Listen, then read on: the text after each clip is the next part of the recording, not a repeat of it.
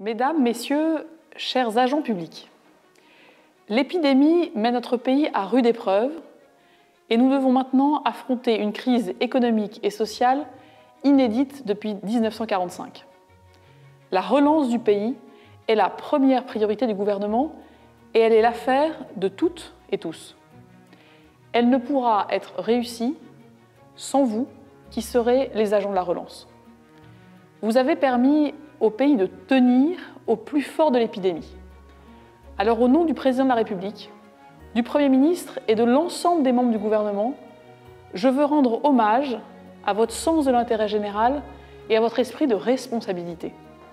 Grâce à votre mobilisation, nos services publics ont continué de fonctionner.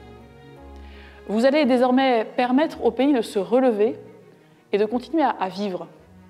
Pour accompagner la reprise, l'État se doit d'être exemplaire dans la protection de votre santé et de votre sécurité comme des usagers du service public. C'est notre priorité absolue et j'y serai particulièrement vigilante.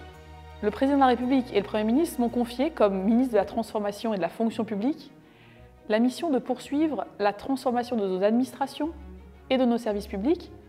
N'étant moi-même pas fonctionnaire, élu pour la première fois en 2017, je suis très fière d'animer cette maison commune des services publics qui rassemble les femmes et les hommes des trois versants de notre fonction publique. Agents de l'État, des collectivités territoriales, des établissements publics sanitaires et sociaux, par-delà les différences de statut et de grade, de métiers et de fonctions, vous avez su, au cours des derniers mois, montrer votre capacité d'adaptation et d'innovation au service de nos concitoyens et je crois qu'ils en sont très reconnaissants.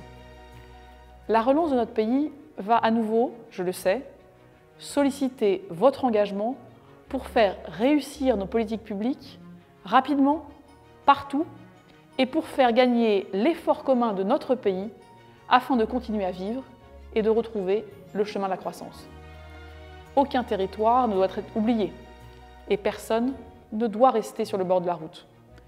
Là où les choses avancent trop lentement, nous aurons ensemble à construire les voies de progrès rapides pour obtenir des résultats tangibles dans le quotidien des Français. Car nous ne pouvons pas laisser s'installer le sentiment d'une forme d'impuissance publique qui minerait notre pacte social et qui jetterait le discrédit de la parole publique. Il n'y aura pas de plan de relance efficace pour notre pays sans une transformation profonde de notre action publique. Éliminer les lourdeurs, les procédures et les hiérarchies pesantes est devenu une urgence encore plus forte pour les Français dans cette crise et encore plus forte pour vous. C'est pourquoi le Président de la République, dont c'est la priorité depuis 3 ans, le Premier ministre et moi-même, comptons sur vous pour être les acteurs de cette transformation, avec une confiance et une détermination plus que partagées. Pour cela, je m'engage à conduire avec vous, avec vos représentants, un dialogue social dense, franc, honnête et constructif sur vos missions et l'organisation des services publics, sur vos conditions de rémunération, de travail et de protection.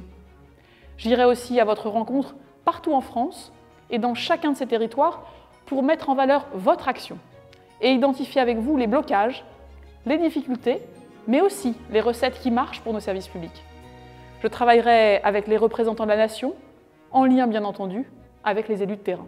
Je souhaite, sans attendre, engager une discussion avec vous sur les améliorations urgentes que vous avez identifiées en vous adressant 2 questions très simples. 2 questions que je poserai aussi à celles et ceux que je rencontrerai sur le terrain tout au long de ma mission.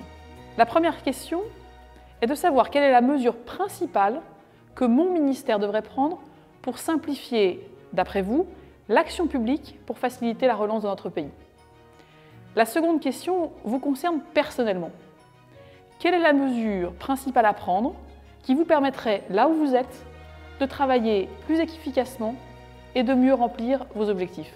Ces contributions peuvent être adressées sur le site de mon ministère www.transformation.gouv.fr ou par courrier au 101 rue de Grenelle, 75 007 Paris. Elles alimenteront très directement et très concrètement notre action au service de la transformation et de la relance de notre pays. Je compte sur vous et je vous dis merci.